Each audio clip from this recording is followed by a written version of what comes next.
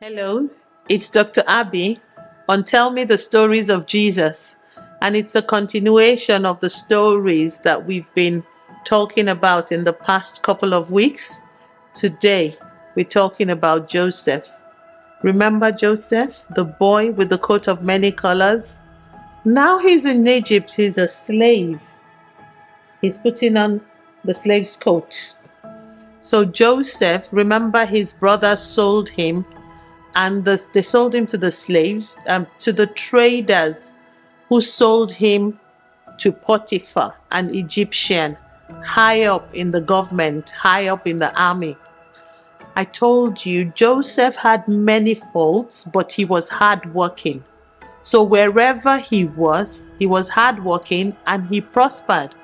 And what God did also was that God made whatever he did to prosper. So he was in Potiphar's house, and very soon he became the head of all the servants. And Potiphar noticed that everything in his house was going on well, things were prospering, and he was a very handsome young man, and he was diligent with his work. One day Potiphar was not around, and then Potiphar's wife was naughty. She called Joseph, and she wanted Joseph to be her boyfriend. And Joseph was like, no, I can't do this. I'm a child of God. I'm a young boy. I want to live right.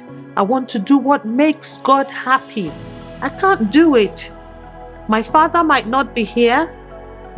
Any other person might not see me, but God is there and God sees me, and I cannot do this wicked thing against him. And Potiphar's wife tried to pull him, this coat, and he ran, he fled, and the coat tore as he was running away. So a piece of the coat tore and was in her hands, but he ran away. He made sure that he didn't do that thing that was wrong, that would make God very angry. Now, when Potiphar came back home, I said his wife was naughty. She didn't tell the truth, and she lied against Joseph. She spun the story and made it look like it was Joseph that wanted her. And Potiphar got so angry, saying, I put you in charge of everything. Why would you then go and disrespect my wife? He was so angry, and guess what he did? He put Joseph in the jail. He put him in prison. Imagine, that's so sad. Going to the prison for something that he didn't do. So he was put in prison, and again, that good quality. He was hardworking. And in prison, very soon, he became the chief prisoner. He became like the head of all the prisoners there. And he wasn't sad. He didn't go ahead, saying, oh, I was put in the prison for the wrong reason. No, he did his work and he took care of everybody there. And one morning, when two of the prisoners woke up, he noticed that they looked sad. And so he said, what's the problem? The two of them offended Pharaoh, the king of Egypt, and he threw them in the prison. They did what was wrong that he didn't like. And one of them dreamt, that he was back serving the king. He was the butler. He served wine. And the other one dreamt he was the baker. He dreamt that he had bread, on his head, and then some birds came and took the bread and flew away with it. So that was the dream. But for some reason, the dream really troubled them. Remember that Joseph had that gift of dreaming. He could dream and he could see what would happen in future. But another thing that God added to that gift for him was that he could interpret dreams. And because many things have happened to him, Joseph is now mature. He knows how to deal with his gifts. Remember, we talked about that. So when they told him the dream, he interpreted it to them. He said, you, the butler, in 3 days, the king will restore you back to your position. Please, when you get there, don't forget me. Remember to tell the king about me, Joseph, in the prison. And he said, you, the baker, unfortunately, in 3 days, the king is going to ask that they kill you. Probably, maybe what he did was so grave. And that also happened. And in 3 days, the butler was restored back to his job in the palace. And you know, as life would have it, immediately the butler was out of the prison, he forgot about Joseph. And Joseph continued with his, activities in the prison. So one day, the king had a dream, and the dream troubled him so badly. He had 2 dreams. One, it had to do with little tiny, like corn, sheaves, corn. And the tiny ones, about 7, swallowed up 7 big, chunky ones. And then he had another dream where there were 7 lean cows, looking so lean, and they swallowed 7 fat cows. He didn't know the meaning, and he was troubled by it. And he asked, who can tell me my dream? Who can tell me the meaning of my dream? And then the butler said, oopsie, now I remember my sin. There's somebody in prison. His name is Joseph. When I had a troubling dream, he interpreted it for me and also the baker. And it happened just as he said it would. And then the king said, oh, bring him. And immediately they went to Joseph. The king wants you. They dressed him up well. They shaved his hair and they took him to the king.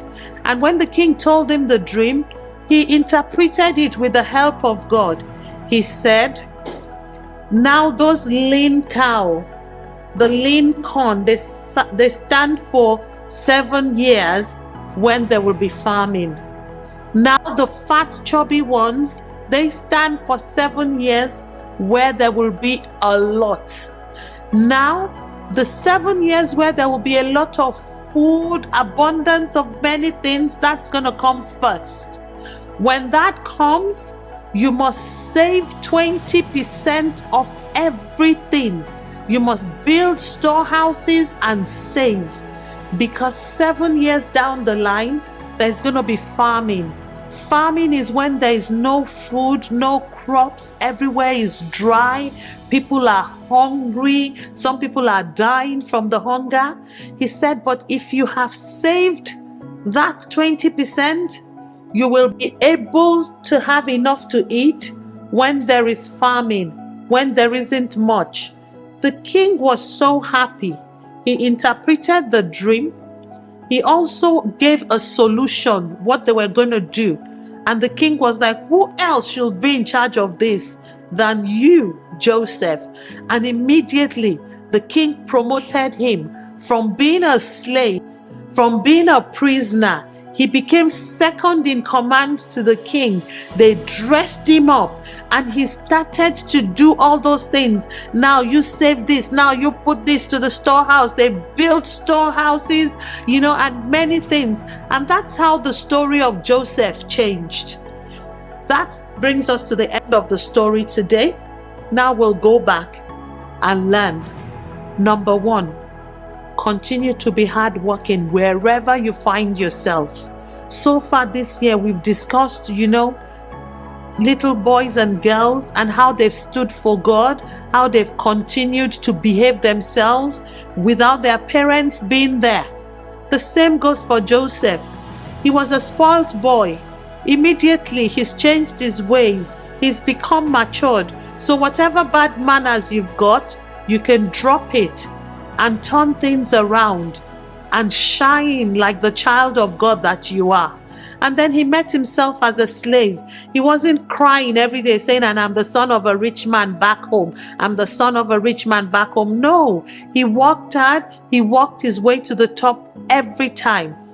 If he had listened to Potiphar's wife, he knows the privileges of being a daddy's pet. So he would have been Mrs. Potiphar's pet. And he would have gotten so many privileges and again start to tell tales. But he's learned his lesson. So he didn't use that negatively this time. He remembered that God was there and God was watching him. You and I must always remember I think why we do some naughty things at times is we think, oh, mommy is not there. My big sister is not there. The teacher is not looking. It's not about them. Our relationship is with God. We gave our lives to Jesus Christ. We promised to walk with Him. It's about Him. And we know that He is omnipresent, meaning that He is everywhere. We might not see Him, but He's there. So when we are making our decisions to do good or to do bad, He's there. You can't see the wind, but when it blows, you can feel it. You can apply that to God's presence also. He's always there. He might be quiet, but He's there. So make your decisions to make Him happy. And that's what Joseph did by standing his ground. And it looked like he lost out. He went to prison. You know, moments like that, you're like, God, but I stood for you. How can I be punished for doing the right thing? And you can be very bitter and you can say, that's it. I'm no longer doing the right thing. Now I want to go back to telling tales and all. No, he continued to be good. He continued to work hard. And look at how he ended in the palace, second in command to the king, as prisoner one day, and then he's in the palace the next day.